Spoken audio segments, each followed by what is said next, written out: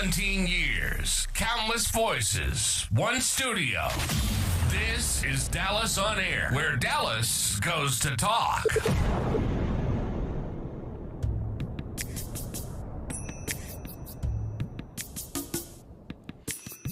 Good evening. I'm your host, Adrian Carson, and welcome to today's episode of The Groove, a podcast about dance from every perspective. We are a transformational show, all about positivity, uplifting, and empowerment.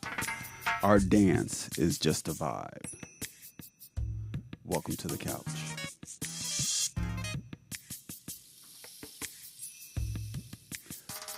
Our sponsor today is by the flyest station in the nation, flyradio.com, your station for music lovers. Listen live 24 hours on flyradio.com. Download our app from the Google Play Store. The talent for advertising opportunities, please call 773-FLYDIVA or call 773-359-3482. I want to welcome a very special guest, a good friend, great friend, and a brother of mine, Brian Steppin B. Hello, hello, hello. What's up, B? In the flesh. Long overdue. How you doing today? Yeah, man, we're on the couch. We're on the couch. I like this leather here. Let's go ahead and get started. All right.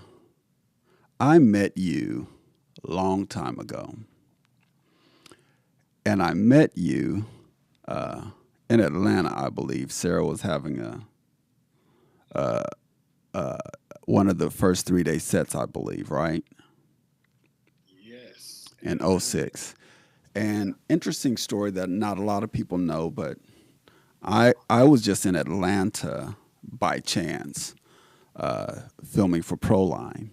And then I heard about this event, and I've been asking a lot of people about Steppin. I had been intrigued about it, and no one could answer my questions or anything like that.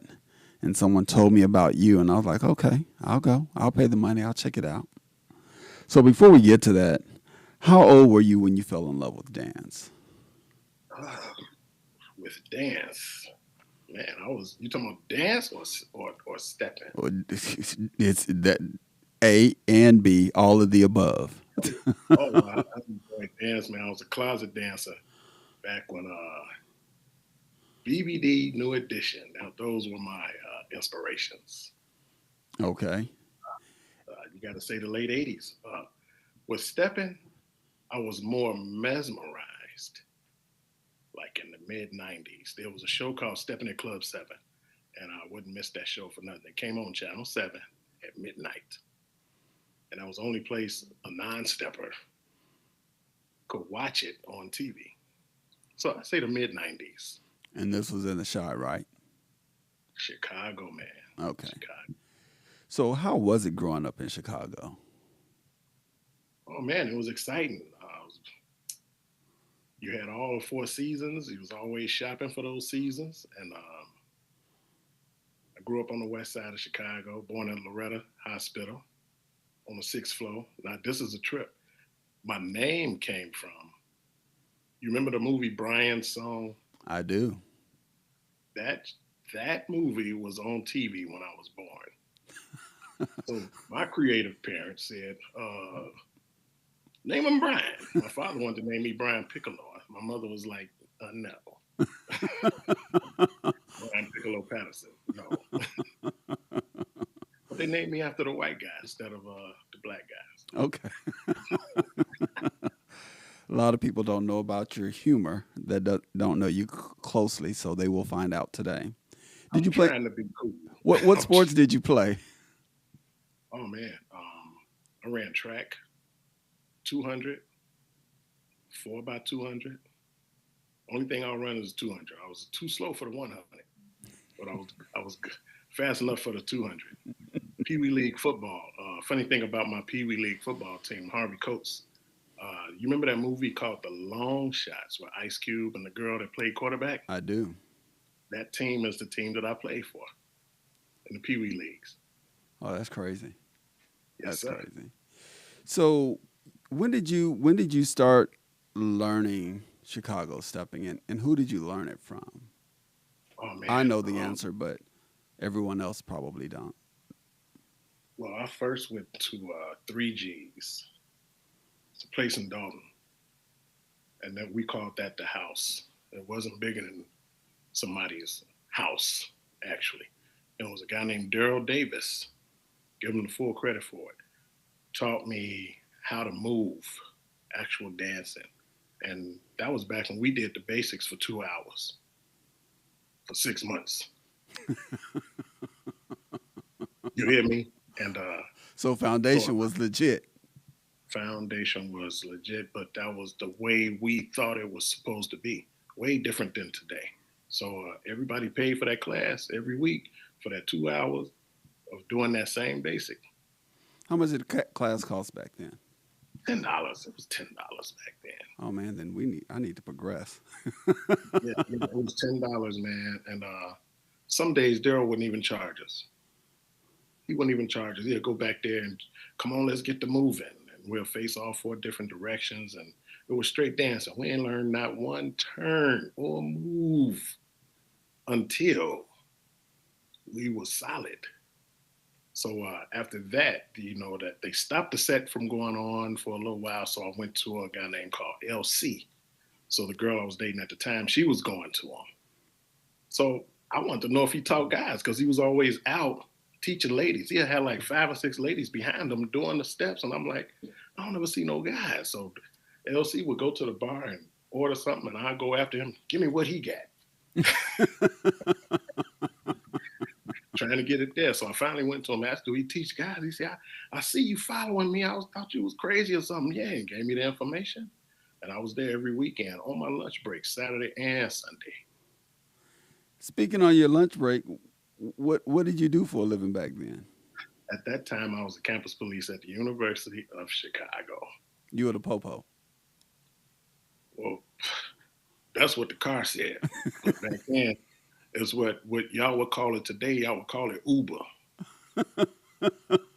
All we did was transport the students from here to there. Huh. So I had tied a hat and went to the post office from there. So when you learned Chicago stepping, was bopping still prevalent back then? I know mom and dad spoke about doing it. Your mom and dad, Yeah. which I call affectionately mom and dad. So it's people that go to the sets that say they still bop, and they're not wrong. But stepping just another name for it that matched, in my opinion, the music. So when I came into the picture, they were calling it stepping already, and and you can quote me because he told me himself that legendary DJ Sam Chapman created the name for stepping. Mm-hmm. So, but it's still people to this day, AC, that say they still bopping, but they blend right in. Right. But the dance, stepping, came from bopping. Right. It fit the music in the past. You know what I mean? So when you got with LC's class, is that when you what did you pick up from him? To tell you the truth, I learned how to follow first. Mm. I learned how to follow first. So because I went to Daryl's class first, I came in LC's class and kind of accelerated faster, and was kind of hated on a little bit at first, in a playful hate. Mm-hmm. But I could follow just as good as any of the ladies out there. I learned following first, then I learned leading. So a lot of people, not a lot of people, when I started taking an interest in stepping, I was ridiculed. Remember that? I was ridiculed. I was, what is he doing? And it was basically about the guys were saying, what are you doing? I said, I'm stepping. Oh, you stepping? Remember that? And then they would go get the women, worst mistake, and say, hey, go ask him to dance. After that, the line started forming. because they're like, oh, you just move differently. Yeah, I move differently. And so Uh-huh. fast forward, this is the same weekend that I met you. So this was at the workshop. So I'm gonna put up some pictures. This is before you even learned the basic steps. Well, remember, yeah, I learned the basic steps by just watching other people. I picked it up like that. You know, being You a must have got dancer, it from those I non-glare glasses you got. we'll talk about my non-glare glasses. But I could pick up. I knew how to step because I can watch it and see what I wanted to do and what I didn't want to do in a dance. What I Okay. didn't know was the premise behind it, which is where you came in. So we're gonna put some pictures up, and I want people to see these pictures. No one's seen these pictures of me but you, and a few other people back then. But keep in mind, I look different because I was in Atlanta for a photo shoot for Hey, Proline. we all look different. Man, you talking about 20 years ago. Yeah. So here's some of the pictures, and then we're gonna slow down on some of them so we can talk about who's in it. So this is your logo. This is your famous logo. It's your famous move. Love that. Now, stop right here. So my hand is in the white shirt with my hands on my hips, watching you teach. So tell us who was at this workshop that you were teaching, and it was like maybe 100 people in that workshop. Man, first of all, that workshop, me and Andre Blackwell did a series of workshops. We called it the best of both worlds because Andre taught the 6 count, I taught the 8 count. And we got together, we had similar styles, and we compared our counts together, and we showed each other what the differences and what the same things were in the 8 and 6 count, to the point where, man, Dre only teaches 8 count today. So in that workshop, we had people from Atlanta. I remember seeing Shorty Smooth when he was Mike L. Fit with Fio is in there with the braids and the beads. Mm-hmm. Ambrose from Cleveland. So many, man. Some people, a guy named Robert from Phoenix. And this was you're talking about 2006. So Yeah. I can't remember everybody in the room. Let's put up some of these pictures and maybe it'll jog your mind. So this is the first one. So the one with the beads is Theo. That's actually Phil. Yeah. So stop right there. Everybody's following you and you're teaching, Yeah. and I'm right behind you. Come on. I'm like, okay, I can do this. Yeah. Yeah. This is the Oh, class. wow. Yeah. Yeah. And that wasn't even everybody. No, Some of them left. this was not everybody. There was like 100 people in this class. I know for the first part of the class, she wouldn't let me do anything but count.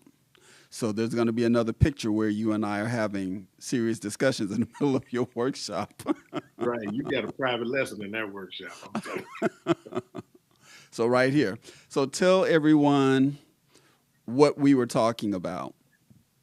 Okay. So I was teaching the guys right foot lead, and you were asking me, why is right foot lead prevalent instead of doing left foot lead?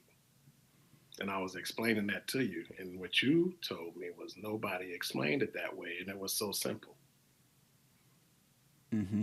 Next picture. That was one thing. And this is me physically showing you why the guys did right foot lead. Correct. And this is when I was getting in trouble because I didn't like the count. Wait a minute. You was telling me to wait a minute. And I was like, This is my class. What do you mean? Wait, you aren't anybody here. And I was like, well, why is it starting with 7/8? Nothing in the country starts with 7/8. He goes, well, this does. I said, but I'm a dancer. He goes, well, not in step, and you not. oh, I see Bobby Burton. Uh-huh. The guy at the head that y'all see, that's Jamie Graham from, what is he, from Alabama? Uh-huh. Yeah. Way back then. I see a few faces, man. Yeah. Okay. I see And that's your famous logo. That's the one that a lot of people mimic, but borrow Right. from you without asking. Trying to start something. Okay. So, what I want to talk about is uh, your journey.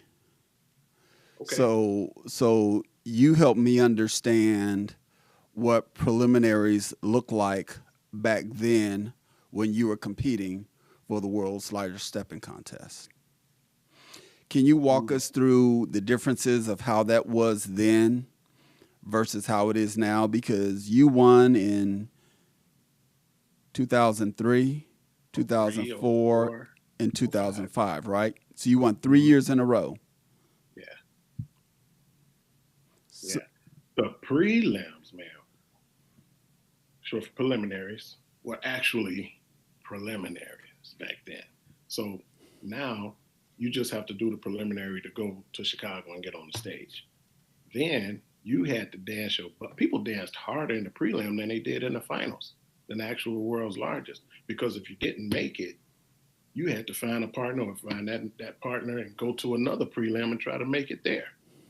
It was actually a prelim. so you got voted in those that won. Was it a first, second, and third, or was it just a first and second that would be invited? It could be 20 people competing. They say we only taking 12 tonight. Oh, We only taking 12 couples out of the 20 that's dancing tonight in this category. and now it's you just Now it's everybody please get in. Everybody gonna make it. Everybody get in and invite your family and your cousins. and, Bring your pet. and tell them you're going to the shy. Yeah, man. Okay. But shout out to Mary Green who did the contest before, and a big shout out Pete Frazier, man, keeping it going in a way that he knows how to keep it going. So he got his reasons for doing it the way it is, but he does it every year, and he's been on it except for the COVID year. So it's different now, but it's still there. It's still there. So shout out to Pete Frazier for putting that down, putting the work in to get it done every year. Yeah. Great respect for Pete. So how did you come about doing workshops? I know that from what I've learned of the culture of stepping, people win a contest and they want to teach, or they win a contest and they want to give instructions. Well, I've when heard that more for like the out of town people that are influenced and want it in their city. So it's some people they fell into it because they were the only people that said, "Hey, I want stepping in my city, so I'll show y'all what I know." But this is all that I know. And some people do it because they get a contest. Hey, if they selling the tickets, they taking it. hmm But there is no what. Well, let me tell you this. When I started, you and this was what I was told. As a matter of fact, this is my experience. You were given the nod or somebody saying you should have your own class by another instructor or mentor. or master, because when I met you, there was a whole committee that had laws and bylaws that Miss Mary, I think, used to be a part of. I wasn't a part of that committee. I No, think but that I was introduced to that committee, and you said um, you what I can't say. just teach because you want to teach. Oh, okay. You have to be up under someone, to your point, master, legend, someone that's highly accomplished in the dance, not just somebody that just wanted to teach class, because you couldn't just vicariously teach class back then just because you wanted to. So you told me you're going to be under me. And I I said want you because to of the teach what I'm question. teaching other people.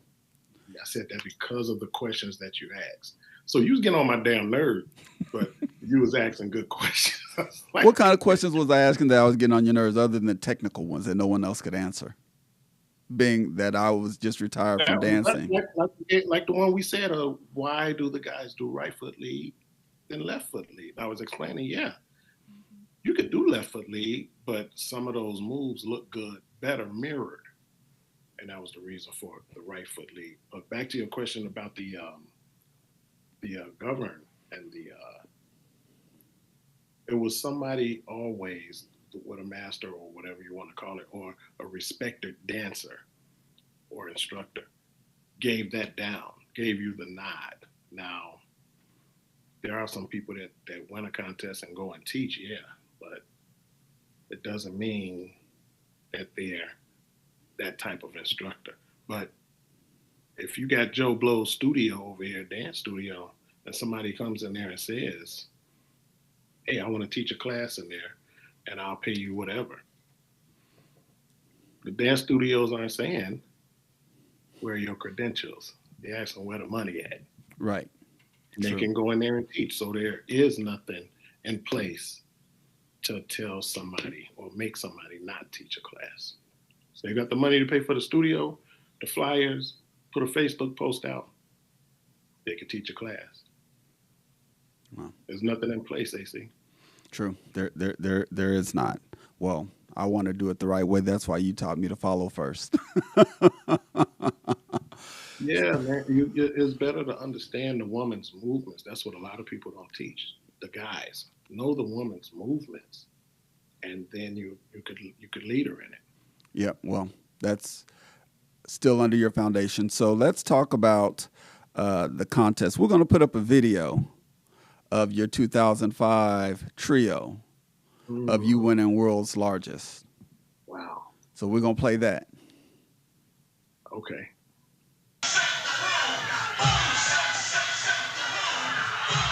So that's you, Dre, and Max. Right. Let's do it, y'all. And you stole that movie with the quick one. I don't tell you that.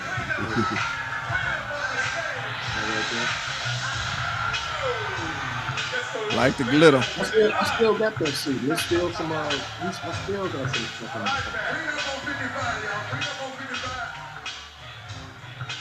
I should have got that suit. There we go. Yeah.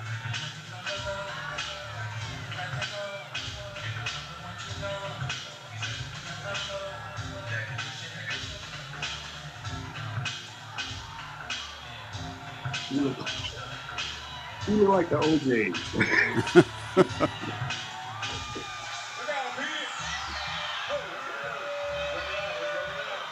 And that's just a snippet of it, man. That's not even the whole thing. Mm-hmm.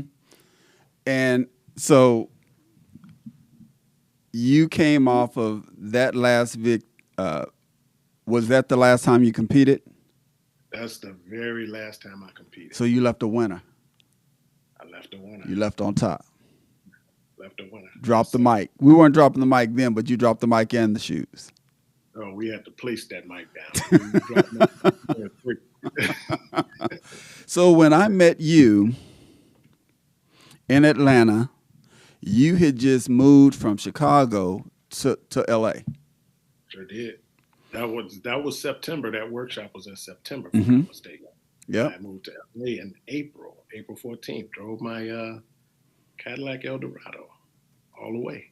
What made you leave Chicago to go to LA? Hey, first, no wife, no kids, no diseases, and and a desire to be somewhere else. Not that I didn't like Chicago anymore. I just had the desire to be somewhere else as far as the climate, the warm. I always wanted to move to California. We visited California for the '84 Olympics. I fell in love with it then. So that was my opportunity. And got the influence from a stepping promoter out here in California. Her name was Lana Reed, and actually Lonzo from NWA. Mm-hmm. Lonzo Williams. Yeah, he the one that got me out here and said, if we come, we will make sure that you're taken care of and you got to do the work though. You got to do the work though. You know, and we did the work and moved out here, and I've been here since. Now that my parents are here with me now, and my sister moved to the West Coast. Yeah. So I started following you everywhere you went. Every time you did something, you need to be in LA. Yeah. I was always in LA soaking up Right. stepping, soaking up Yeah. what you're doing. One of the things people don't know about you that aren't close to you is where we practiced. Hmm. We didn't practice in a living room. We practiced in the kitchen, next to the Right. sink, next to the stove, Remember the T-shirt in the kitchen. in the kitchen.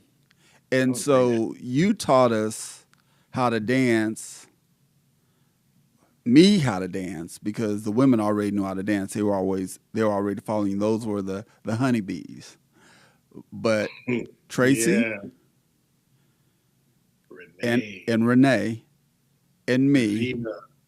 all of us in the kitchen dancing, you doing trios and quads, and me, Yeah. and we're in one small compacted space getting it in. Yeah. And I asked you, I said, why do you have us in the kitchen? He said, I need your feet to be clean. I need to know what you're doing. I need to see what you're doing so you're not being sloppy. Yeah, and you know, in Chicago, man, we did the most in the smaller spaces, and in a way, it's not like that no more.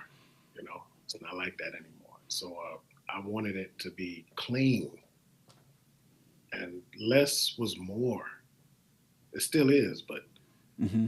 I don't see that being taught a lot now.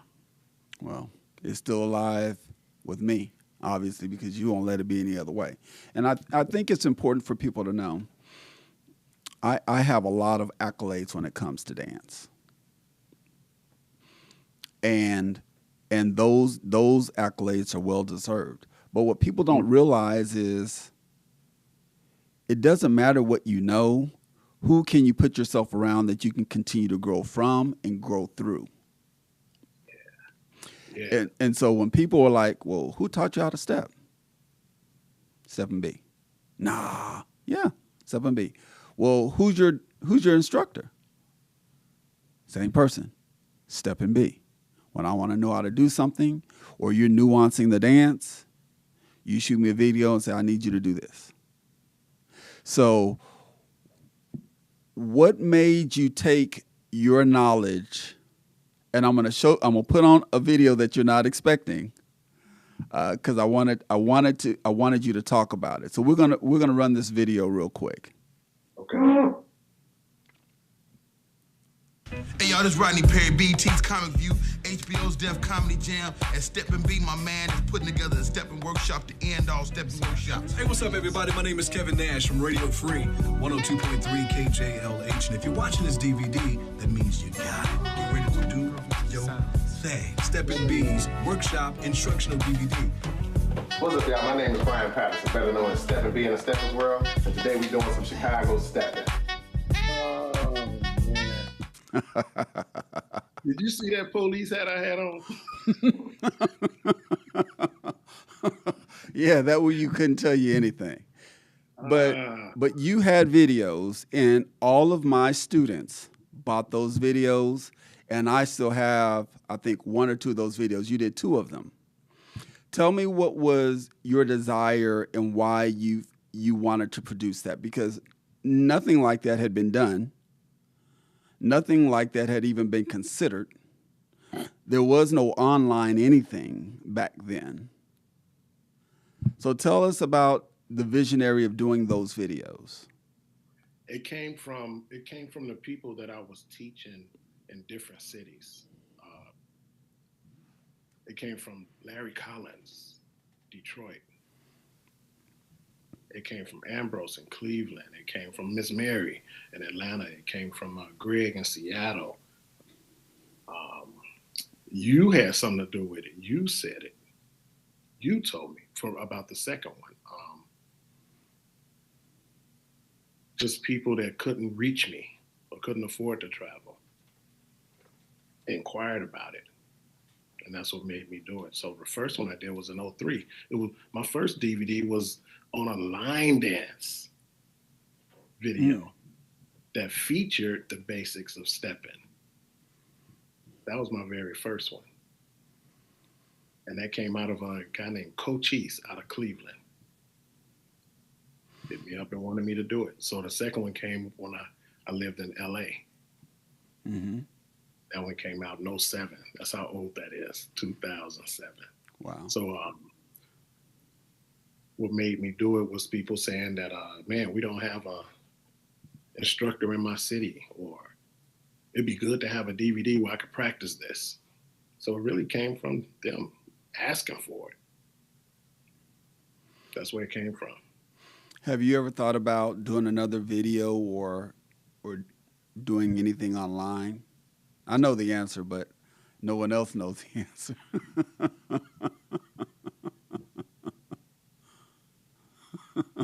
It's coming. Right. So stay tuned. I'll be the #1 promoter. We'll debut it here. I'll obviously be promoting because I'll have something to do with it, I'm sure. You're going to be in it. You know it. What made you, I'm going to put this differently. There are teachers and there are instructors and there are facilitators. None of the three are similar in approach and or style. Yet you have all three encompassed in your teaching style. You make it plain. What made you start teaching? Never planned on doing this. Never planned on doing it. But like we said before, LC was the person that pushed me to do it. Mm-hmm. LC pushed me. He said, you need to have your own class. I give you the nod to go ahead and do it. And he said, plus, you're over there helping every damn body else anyway in their class. But I didn't know I was helping their class. Man, I went to a lot of people's classes and was ending up showing something that I was doing. Taking over the class? But I didn't know it. I didn't know it, AC. So I went to other classes and some of the people said, well, how you do that, what you just did? Oh, you just do this and do that and do that. But I'm here to learn the stuff that y'all doing. They was like, forget that, what you doing? I didn't have a class. People admired me out dancing. I sent them right to LC. I need to come to this class right here. There's some instructors in Chicago right now that followed me to LC. Mm. Wow. LC never won a contest, but he has produced contest winners. So it's funny you said, do people win a contest think they should be an instructor? I know instructors in Chicago right now that have not even danced in the world's largest, but have produced a lot of winners. For sure. LC is one of them. You've been involved with a lot of artists in videos. Can you share with people some of the work that you've done with artists and videos that you've been in? Man, I worked with a lot of artists. I worked with Joe Levert before. He was trying to have me show him the stuff that he didn't want to learn, the real stepping steps. He wanted to, man, show me what R. Kelly was doing. I was like, you don't need me for that. Just put a cape on and do something. but of course, R. Kelly, the Happy People video, I've been there about 8 times, but you got to keep rewinding and look at it. It's so quick. And I did a video with Layla Hathaway, man. That song called Let Go. Featured in that a lot. And I actually showed her some basic steps and danced with her in that video. As far as music videos, those are 2 that I can remember that specifically. Okay. That was fun, though. That was fun. She had skaters and steppers. I remember that video. I remember that video. Yeah. What made you decide to branch out and have franchises. So if no one knows, I'm part of SteppinB.com. I'm his Dallas branch, but I do it under my label, my logo of Groove Theory Dallas. So I started teaching because Brian said you need to teach. I had no desire to teach Chicago stepping whatsoever.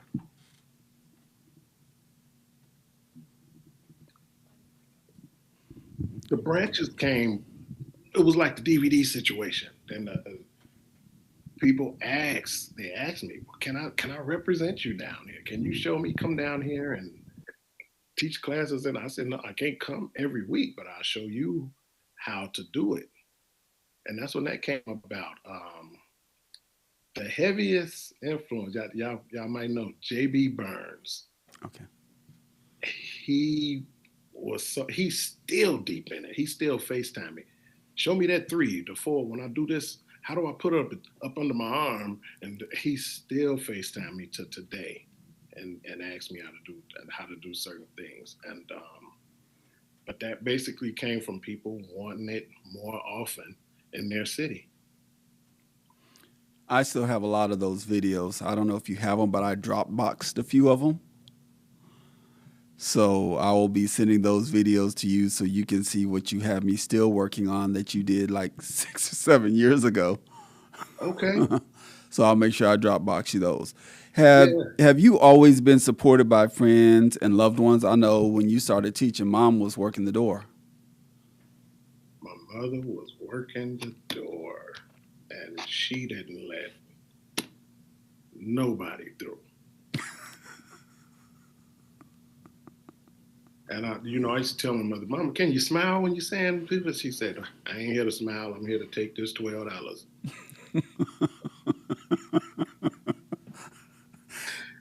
My mother wasn't no joke on that door, boy. And that was back when we were selling CDs, hats, towels, shirts, and she took it all. She did it all. My mother was awesome on that door. So are you going to get back to, I guess we'll talk, but you'll get back to the merch? Oh, yes. Let me get back to that. Yeah, I have someone for us. So okay. Yeah, she's working on my stuff now, and you know who she is. So we'll talk. Yeah, you know her. So we'll talk about it. Let's talk about another component of you. So everyone knows about. Let me ask you this first. How do you feel about people being considered or the self-entitlement? When I first started learning from you, I asked you, who determines who's a master and who determines who's a legend? And you said, well, some people want to be masters and some people see themselves as legends, but the people determine who those people are. That's like with anything, man. Nobody can say they're a master at something. But other people pick that. Other people. No, Bruce Lee didn't say he was a master. Right. His senseis or somebody else called him that. Right. You get what I'm saying? Yep. Let me tell you, I didn't give my name Steppin B. You know where that came from? Where? LC gave me that name. LC gave me that name. Okay. So that's where that came from. It came in a joking manner, but it stuck with me. So to be even, you could say some masters, they have a masters competition that's coming out in the world's largest. He does it every 5 years. So some people win that and they still don't call themselves a master. Unless they're talking about, I'm a master dancer. It doesn't mean you're a master instructor. True. Or you could be a master instructor, but not a master dancer. Or neither of the two. Or neither of the two, man. So it's really, it's up to the community. Yeah. Which that gives you those titles. Yeah. It's funny. I'm so entitled to it. It's funny. I ran into someone at Black and Bling this year that was one of the people that was put in front of me in 2006. So, hey, why don't you dance with him? See kind of what he doing. And I remembered her. She goes, oh, I remember you. You were brand new. I said, yeah. Who was that? I'll tell you. I'm not going to mention her name. I'll tell you. And she goes, well, who did you learn from? I said, I learned from I learned from Steppin B, but Steppin B taught me what he wanted me to know, and then he made me go to the women in his group. And he told Paula Williams, I want you to work with him, and I don't care what he tells you, you make him do it. And so Brian Steppin B was A instructor, Paula Williams, love you, was Steppin B, C, D instructors, and then she would send me back to you. Mm-hmm. So that was my Steppin nucleus that you had designed for me. So let's kind of switch a little bit. You DJ, and you DJ a lot. So tell me how that transition, I'm not going to even call it a transition because you're still teaching Steppin, and you still probably have 20 privates a week. But when you're not doing that and you're not working, tell me what made you decide to start DJing. Was it because of what you heard or what you didn't hear? Okay, let's talk about DJing. DJing, actually playing records, that was inspired back in 1987. Oh. Yeah. We did punch parties. Some people call them basement parties, but we did punch parties to where we had Kool-Aid or punch. Not gonna tell y'all what else was in it, but we had punch parties in the basement. So what I would do is record on cassette tape the songs from the radio, bro, and have 2 cassette tapes full of songs, and we just played them. So a guy that came to one of those parties was an actual DJ, and he said, man, I'll DJ your party for free. Came by, one of his turntables didn't work, so we hooked his mixer and one of his turntables up to what we called back then a hi-fi. Some of y'all probably don't know what that is. And he used a hi-fi record player and his turntables to DJ that party, and I was like, well, I'll be damned. And I fell in love with actually playing records. So I started buying 12-inch records, practicing on with him. The DJ's name is Eric Swain, DJ Blends. Y'all, he's still on a radio station. It's on an app, the radio station called Jams 98. Shout out to DJ Blends, Eric Swain. He gave me my first experience with the music. After that, graduated high school, I was in workforce, started working, going to college. I didn't get back into playing music until the late 90s. Went back to Eric, he was on those CDJs. Shadowed him, never did a party, but just shadowed him, playing those CDs. Now, I actually didn't DJ a party until Steppin came out. Started doing that out here in LA because I wanted some parties done. So Alonzo was the only DJ out here. Nobody knew that I knew how to DJ. So I showed Cynthia. Her name was Cynthia. Mm-hmm. We started DJing. I showed Mike. Then DJ Mike started DJing. So when they weren't available, I had to do it myself. So people like how I did it and just picked it up from there. Just had to learn the new equipment. Now, a lot of DJs gave me inspiration, man. Showed me some tricks, and DJ Raphael out there in Atlanta, Mellow Chris showed me stuff, and he don't even know he showed me things. So many DJs, man. Samsonite, man. Samsonite, so doggone awesome. Samsonite a real DJ, not just a steppers DJ. It is a difference. I'm still learning stuff from Samsonite. A lot of the guys that you bring there, we've shared music. ideas and things like that. But I don't. I'm not trying to take nobody's DJ job or anything like that. That's why you don't see me doing it a lot in the open. So I do a few weddings a year, a few private parties, but most of those parties not even stepping parties. So you said something there, because being a DJ means that you're just not relegated to one genre, that you have the ability to read the room, play authentic music, using your musicianship to make people embrace it. Now, I ask every DJ this, and I ask Fly Diva this, and I ask DJ Lady Love this. What is your go-to song? Ain't they hot? They are on fire. Yeah. They are on fire. And I just kind of want to give a shout out to Latika T Lady, because when I was going through my DJing, and you were already DJing with me, that was not even a conversation that we needed to have. It was understood. But outside of bringing you to Dallas, I needed to find some DJs that the people locally would come out for. And she put together this DJ mash. And a lot of people don't know it. She did it because I asked her. I said, hey, you're at all these stepping sets.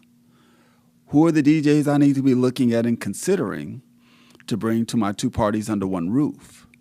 And she goes, well, just stand by. We're going to have this little contest. Her husband's a DJ. I know. Candyman So, is, yes. And pretty good too. I've been threatened by not bringing him down yet. So, but that will happen. That will happen.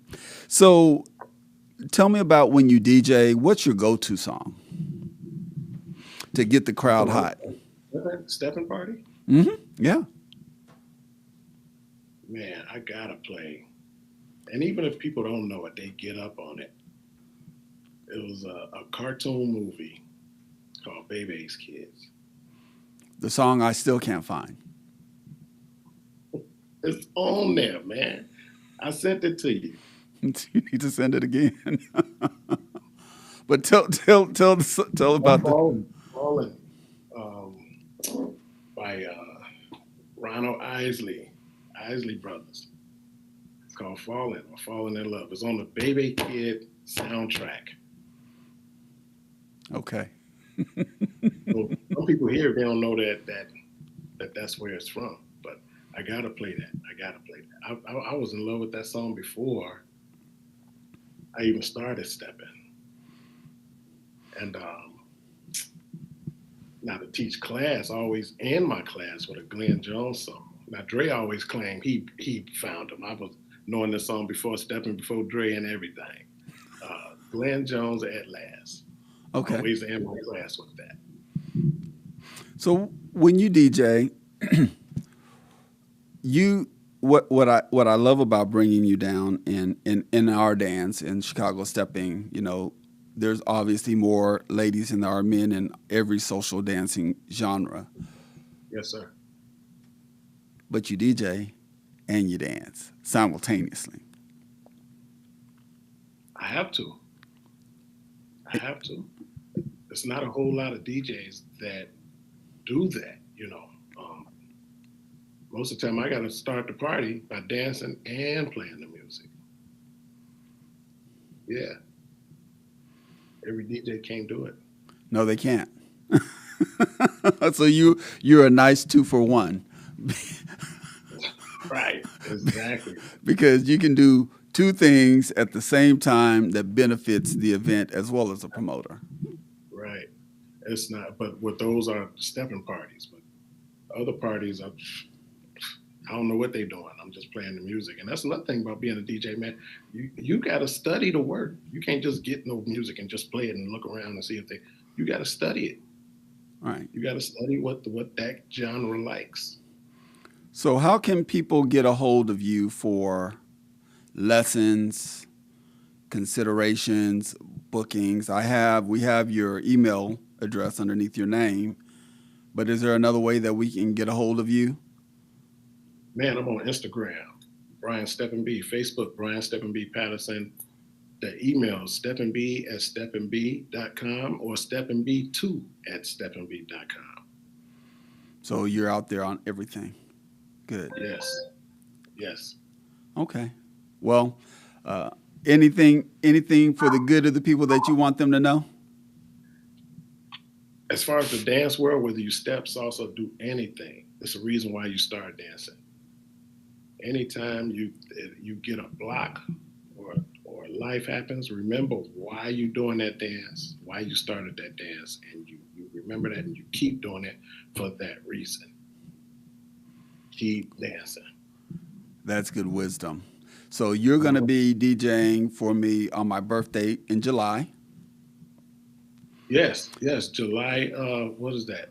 Second Friday. Second Friday. Yeah, second Friday. And then you're coming back for the graduation, and we're going to put up that. You're coming back August 23rd for our graduation. So I want to let everybody know that the graduations that we have are. I lost your sound. Oh, there you go. What we do is not what you would probably see as a normal graduation. It's a production of dance. It's a night to dress up. After 5, you're going to be at a 5-star hotel. You're going to have a 5-star meal. It's going to be major performances by major artists as far as in the dance genre and doing different dance genres. So please support our students. Steppin B will be in the house. We have students graduating from my Steppin class as well as from my Swing Out class. So please support the students. Tickets are $100. Trust me, you're getting a deal because just 2 of the acts that we have are worth the price of admission alone, not including the meal and the ambiance that we're going to have for you. So please get out. Please get your tickets now. Our last graduation 6 years ago, we sell out of every graduation. We had 350 people there. We're selling tickets fast now. So please don't hesitate. Please don't pause in getting your ticket and supporting one of our graduates because they've been working hard for quite a few years now. And they want to show off and show out and show you how well that they are in this genre that we're teaching them of Swing Out and Chicago stepping. So please support the flyers on Facebook, the flyers on Instagram. 2 parties under one roof, Adrian, Carson, Groove Theory Dallas YouTube page, groovetheorydallas.com. Please like us on social media and please follow us and please spend an enchanting evening with us while the Insatiable Elegance class graduates. Anything you want to share about our graduations? You've been a part of every last one of them, B. Been a part. Let me tell you something. If you're trying to get this the perfect place for a date night. I'm trying to tell y'all, if you don't want to watch the dancing, let me tell y'all something about this dude's cooking. He cooks all the food himself. Do they know you a chef? No, not really. Or you put some stuff out about me, and I'm going to put it out about you. Dude can cook. He makes everything. He washes his hands, and he uses an apron, and the food is awesome. So the ticket price for the food is well enough on his own, but still come out and support these students. They do work hard, and and Adrian ain't sliding them by. He ain't just giving them a certificate. Man, you give gifts, and these ain't no little below 5 gifts either. Real gifts for the people that's working hard. Yeah. And I got to commend you for that, man. I said I was going to do a graduation, but we'll get that together. We'll get that together. I don't do it by myself. I have a team of people that support me, students and the like, past and present. Our students continue to come back. Our students continue to give back to one another. So we want to thank you for tuning in. Next week, we will have DJ Bubba Ye. We will talk about his Southern Soul. We will talk about how he has me here at this moment, helping me live a dream. And we look forward to seeing you soon. B, I'll be talking to you in a moment. I am so super, super excited that you were able to join. There's a lot of things that people didn't know about you that they do know now. I consider you a master. I consider you a legend. Given my cachet and dance, I think that comes from a credible place. if I have to toot my own horn, which I never do. So I will continue to follow you and learn from you, and I'll continue to kill that wood on your behalf and on behalf of myself and Groove Theory Dallas and SteppinB.com. Let's get it. Love you, brother. Love you back, brother. June, and July, and August. Come see us. Let's go, y'all.